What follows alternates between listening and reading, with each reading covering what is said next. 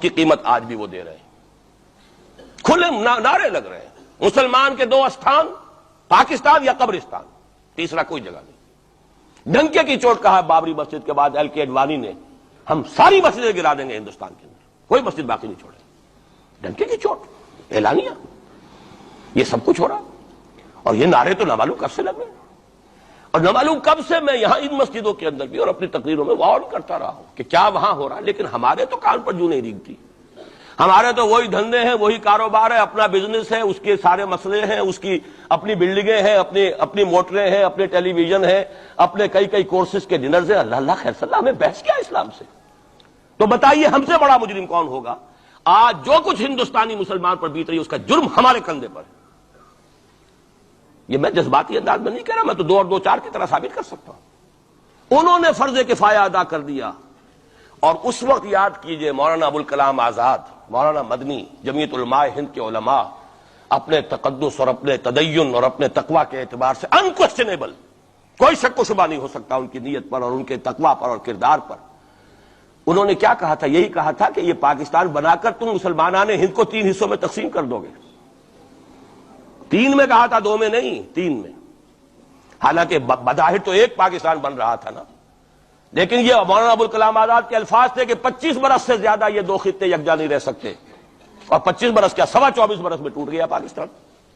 25 برس پورے نہیں ہوئے، اور ان کے الفاظ سے یہ کہ 25 برس سے زائد جمع نہیں رہ سکتے، 24.25 برس میں ختم ہو گیا۔ 16 دسمبر 1970 کو پاکستان ختم ہو گیا کہ نہیں ہو؟ 71 کو۔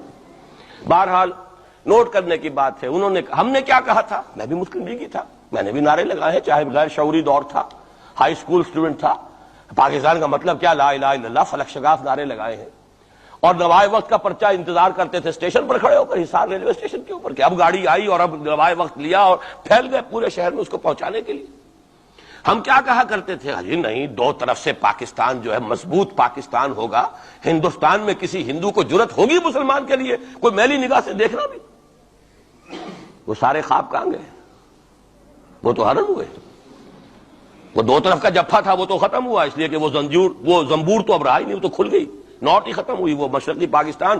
اور حال یہ ہے کہ آپ کی وزیر اعظم بنگلہ دیش نے یہ بھی پسند نہیں کیا کہ بابری مسجد پر جو بیان تھا وہ نواز شریف صاحب کے ساتھ مشترک بیان دے دیں۔ یہ اشتراک بھی دنیا کے سامنے نہ آ جائے کہ مشرقی پاکستان سابقہ اور اس وقت بنگلہ دیش کی وزیر اعظم، اور مغربی پاکستان جو اب وٹ ریمینز آف پاکستان کے تحت صرف پاکستان ہے، اس کے وزراء اعظم نے مشترکہ بیان دے دیا۔ یہ بھی نہیں آنا چاہیے۔ یہ حال ہے ہمارا۔ حالانکہ بات اپنی جگہ پر کوئی ایسی نہیں تھی، کوئی سیاسی نہیں، ایک مذہبی معاملے کے اوپر اظہار رائے کرنا تھا۔ انہوں نے کہا نہیں، آپ کے ساتھ مشترک بیان میں نہیں دوں گی، نہیں دیا اس نے۔ تو وہ جو تھا دو طرف سے جفا، وہ تو سن 71 میں کھل گیا۔ جو ہمارا حال ہے وہ تو ہونا ہی تھا۔ یہ ملک بنا اسلام کے نام پر، اس کا استحکام ہو سکتا تھا تو صرف اسلام کی بنیاد پر ہو سکتا تھا۔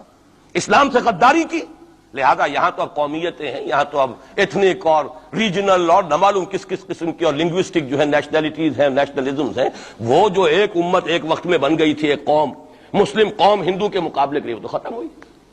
اور حال کیا ہو گیا ہے؟ اس سے پہلے بھی کبھی کبھی ہندو مسلم فسادات ہوتے تھے، کیا سندھ سے مسلمان نہیں پہنچ جاتا تھا وہاں ریلیف کے لیے؟ کیا پنجاب سے اور سرحد سے مسلمان نہیں جاتے تھے؟ بہار نہیں گئے تھے؟ کیا کانپور کی مسجد شہید ہوئی تھی 1915 میں تو پوری ہندوستان سے مسلمان نہیں پہنچ گئے؟ آپ کیا کر رہے ہیں؟ مندر گرا دیے، یہاں بڑی بہادری کا کام کیا، مندر گرا دیے، شرم سے ڈوب مرنے کا مقام ہے۔ یہاں بھی گویا کہ ہم اپنے عمل سے اسلام کی مخالفت کر رہے ہیں۔ اسلام تو اجازت نہیں دیتا، آپ کسی اور کے جرم کی سزا کسی اور شخص کو نہیں دے سکتے۔ ہمارے پاس تو یہ سیکریٹ ٹرسٹ ہیں، یہ لوگ ذمہ وہ اپنے آپ کو منواتے نہیں، لیکن ہمارے تصور سے، اسلام کے تصور سے ذمہ ہے۔ ان کی جان، مال، عزت، آبرو، ان کی عبادت گاہوں کی حفاظت کا ذمہ ہے ہمارا۔ ایک بڑی بہادری کی ہے، ذرا سوچئے تو صحیح کیا دنیا نے سوچا ہوگا، اور نتیجہ کیا نکلا؟ اگر کسی درجے میں بھی بابری مسجد کی شہادت پر کوئی دنیا میں کوئی رائے عامہ ہو سکتی تھی کوئی ہندوستان کے خلاف، ختم ہو گئی۔ جو انہوں نے کیا 10 گنا تم نے کر لیا۔ انہوں نے ایک مسجد گرائی ہے، تم نے اتنے 100 کہتے ہیں، پتہ نہیں، مجھے تو معلوم نہیں 100 گرائے کتنے گرائے ہیں، بہرحال جتنے مندر تھے تم نے گرا دیے۔ فرق کیا ہے؟ ایک کردار ہے تمہارا، ایک ہی تمہارا اخلاق ہے، ایک ہی تمہارا معیار ہے، کوئی فرق ہی نہیں۔ بلکہ وہاں تو کم سے کم یہ تو رہا ہے دنیا کی آنکھوں میں دھول ڈالنے کے لیے کم سے کم یہ کہ فورن منسٹری جو ہے اس نے ریزائن کیا.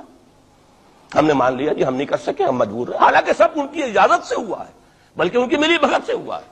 لیکن یہ کہ کلیان سنگھ نے فوراً استعفیٰ دے دیا, منسٹری ختم. پھر وہ بھارت کی مرکزی حکومت نے اور بھی پارٹیز کو بھی بین کر دیا, اور اس کے بعد یہ ہے کہ انہوں نے حکومتیں بھی 3 اور صوبوں کی توڑ دی. وہ تو سرخرو ہو گئے پوری دنیا کی جو رائے عامہ ہے, ہم اس کے سوا کیا کر سکتے ہیں؟ ہمارا ایک دستور ہے, دستور میں جو بھی صوبائی حکومت ہوتی ہے اس کی اجازت کے بغیر ہم فوج بھیج نہیں سکتے. وہاں پہ صوبائی حکومت تھی, اس نے ہمیں یقین دہانی کرائی تھی, سپریم کورٹ کو بھی یقین دہانی کرا دی تھی کہ مسجد کو کچھ نہیں ہوگا, تو ہم تو اس کے اوپر ڈیپینڈ کر رہے تھے. ہے سب جھوٹ, سب کو پتا تھا جو کچھ ہوگا, اندر خانے ملی بھگت تھی. لیکن یہ ہے کہ کم سے کم انہوں نے فیس سیونگ کے لیے ان کے پاس مواد موجود ہے, آپ کے پاس تو وہ بھی نہیں. آپ کے تو اخبارات نے لکھا ہے کہ کارپوریشنز کے ٹریکٹرز جو ہیں گئے ہیں گرانے کے لیے, اور وزراء جو ہے, ایک وزیر کا نادر پرویز کا تو نام آیا ہے, اخبار میں خبر تھی, ہم نے بھی پڑھی تھی, فوٹو بھی دیکھا تھا کہ وہ خود ہاتھ میں پھاوڑا لے کر جو ہے وہ منظر گرانے کے لیے چلے. یہ جو صورتحال ہے جان لیجئے, اس وقت میں آپ کو بتانا چاہتا ہوں ہندوستان کے مسلمان پر تو جو قیامت بیت رہی ہے بیت رہی ہے. میں نے اپنا ایک تاثر کچھ عرصے پہلے یہاں پہ بیان کیا تھا, رہا ہے میرا تاثر, اور وہ ہے اصل میں وہ لاسٹ سپر جو ہے انجیل میں جس کا تذکرہ ہے حضرت مسیح علیہ السلام نے جو آخری کھانا رفع سماوی سے قبل کھایا ہے اس باغ میں جہاں روپوش تھے اپنے حواریین کے ساتھ. تو اس میں یہ الفاظ آئے ہیں, میں نہیں جانتا صحیح ہیں غلط ہیں, وہ ایک علیحدہ بات ہے, کہ آپ نے وہ روٹی توڑی اور کہا کھاؤ, eat and this is my flesh, یہ میرا گوشت ہے کھاؤ. اور اس کو کہتے ہیں وائن, کوئی مشروب ہوگا جو بھی ہوگا, ڈالا کہ پیو, drink and this is my blood. میرا احساس ہمیشہ یہ رہا ہے, اس کے بعد کچھ ماند پڑ گیا جب یہاں مسلمان نے یہاں مارا ہے اور کچلا ہے اور زندہ آگ میں جلایا ہے, پھر بات ختم ہو گئی, میرے دل کے اوپر سے وہ احساس ختم ہو گئے. وہاں ہندو کے ہاتھوں جب مسلمان کے ساتھ یہ کچھ ہوتا تھا تو پھر جب میں کھانا کھاتا تھا محسوس کرتا تھا کہ میں ہندوستانی مسلمان کا گوشت کھا رہا ہوں اور ہندوستانی مسلمان کا خون پی رہا ہوں. یہ ہمیں عیش جو یہاں حاصل ہیں, جو آرام حاصل ہے, جو ہمیں یہاں پر سہولتیں حاصل ہیں, جو معاشی اس کی کاسٹ پر ہے. اس نے آپ کو یہ ملک لے کر دیا اور آج تک اس کی قیمت ادا کر رہا ہے, اور ہم جو ہے عیش کر رہے ہیں, گل چھرے اڑا رہے ہیں. یہاں جس کے پاس 2 پیسے ہو گئے برقع اتار کے اس نے پھینک دیا, یہ معلوم ہوتا ہے کہ یہ تو مفلسی کو چھپانے کا ذریعہ تھا. 4 پیسے ہوں, اچھے کپڑے پہنے ہوئے ہوں, میک اپ صحیح کیا ہوا ہو, تو پھر برقعے کی کیا ضرورت ہے؟ اور میں نے شاید سنا ہے آپ کو, مجھ سے تو چند لڑکیوں نے یہ الفاظ کہے باقاعدہ. میں جب پریکٹس کرتا تھا لاہور میں کرشن نگر میں, تو ایک گھرانے کی, اور مجھے معلوم ہوا کہ ان کے والد انتہائی نیک تہجد گزار, کئی لڑکیاں تھیں بہنیں, ایک ہی تقریباً عمر 200 سے 1.5 سال کی. کبھی وہ آتی تھی کلینک میں میرے تو برقعے سمیت, کبھی آ رہے ہیں تو بغیر برقعے کے. تو میں نے پوچھا یہ کیا تماشا ہے آپ لوگوں کا, کبھی بغیر برقعے کے کبھی برقعے سمیت. صاف جواب دیا, میں ان کے الفاظ کوٹ اینڈ کوٹ میں ان کے الفاظ کوٹ کر رہا ہوں, ڈاکٹر صاحب جب ہمیں کوئی میک اپ کرنے کا, کپڑے بدلنے کا موقع نہیں ملتا تو ہم برقع پہن لیتے ہیں, اور جب ہمیں موقع ملتا پھر ہم برقع کائے کو پہنتے. تو گویا کہ اس کو چھپانے کا ذریعہ برقع ہے کہ کپڑے میلے ہیں, میک اپ نہیں کیا تو لہذا برقع پہن لیا جائے. یہ ہے حال پاکستان میں اسلام کا جو ہم نے بنایا ہے. تو میں جو کچھ دیکھ رہا ہوں وہ یہ ہے کہ ہندوستان میں تو قیامت, اب وہاں جو آفیشل فگرز ہیں 1000 1200 کتنے ہیں, لیکن کم سے کم 10,000 آدمی, اور اب یہ چین ہے فسادات کی. کل کے اخبار میں احمد آباد کی تھی, کبھی کہیں ہے کبھی کہیں ہے. اور واقعہ یہ ہے کہ